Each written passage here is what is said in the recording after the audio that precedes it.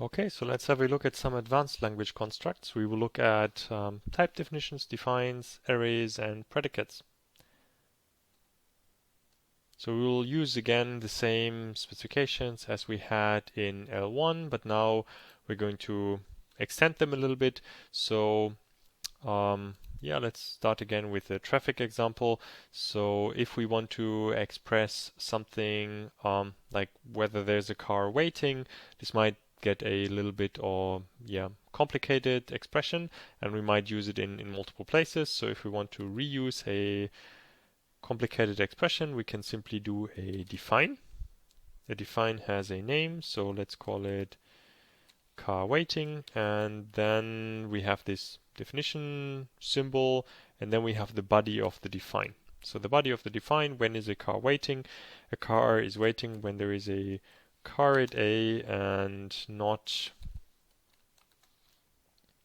green A, or when there is a car at B and not green B. So we don't want this to happen to be written over and over in our text. So let's maybe always eventually say we don't have a car waiting. Sorry, this was the assumption. Let's move the assumptions just up here and use that as a guarantee. We always eventually don't have a car waiting. Okay. Now we could check whether this is realizable or not. And it is unrealizable because right now there's no way to make sure that basically the environment could always provide a car on A and B. So this means at any point in time, any car would be waiting. But this is how you could use defines, and you can put any kind of expression here. It doesn't have to evaluate to a specific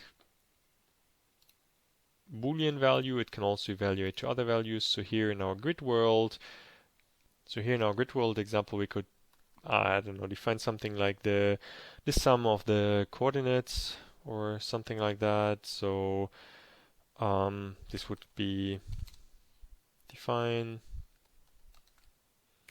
maybe coordinate sum, and then we could say rob x plus rob y, and then we could have and of course we need the definition symbol, and then we could use that maybe in a guarantee that says guarantee always we want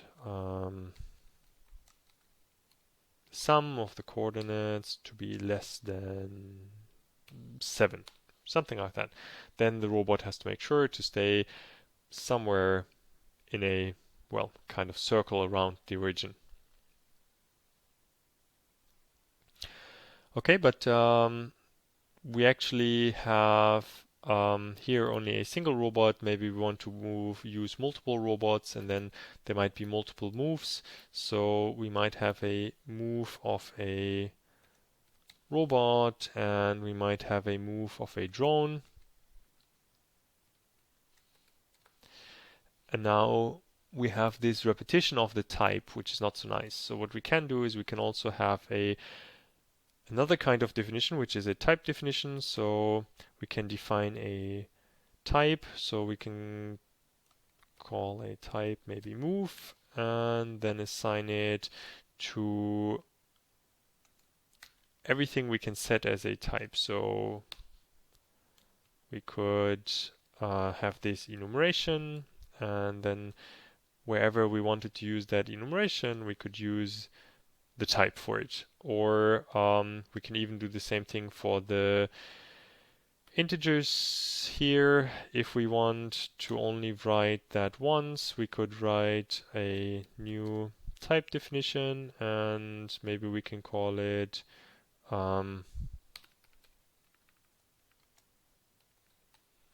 a coordinate which goes in this range.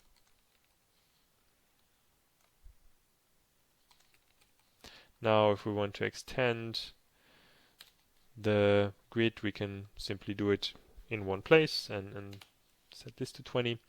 But now we still have this robot X and Y. That's a bit, yeah, not that nice. We could also have something which is an array. So if we have an array of size 2 for the robot, then we don't even have to repeat that. So maybe then we would have to rewrite this to rob0 plus rob1. So arrays, they have, they start counting at 0. And basically the robx would always be then a rob at 0, and the rob y would be the rob at position 1.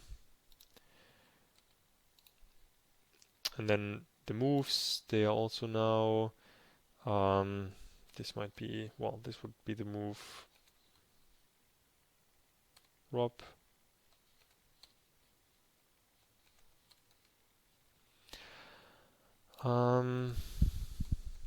Yeah, and this way we could use the type definitions, we can use arrays and work with arrays, we can define them and we can access them. And yeah, then what is maybe missing still as one of the language features would be a predicate. So a predicate is something that we could instantiate. So let's say we want to define a predicate. A predicate has a name. So let's call it maybe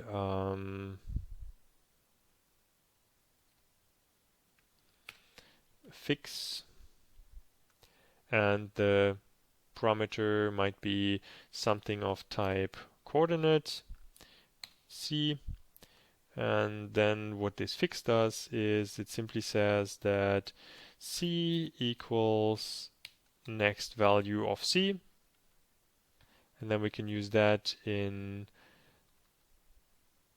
a guarantee. So we could have a safety guarantee that says always when we have move rob equals stay, this would imply that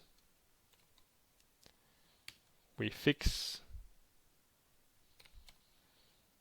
rob 0 and we fix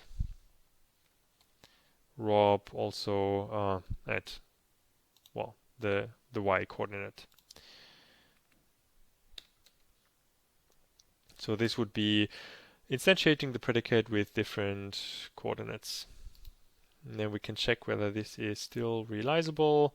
It is unrealizable, and to understand why it's unrealizable, that's probably a bit more tricky. So this will be in one of the further analysis that we will do to understand why specifications become unrealizable. Okay, so the task here would be to extend the specification in GridL2 spectra with the following predicate, where you have two parameters of type move and you assert that these are inverse to each other. So if one of them moves up, the other one moves down. And if one of them moves left, the other one moves right. We can ignore the case of stay. And yeah, so this will be the task.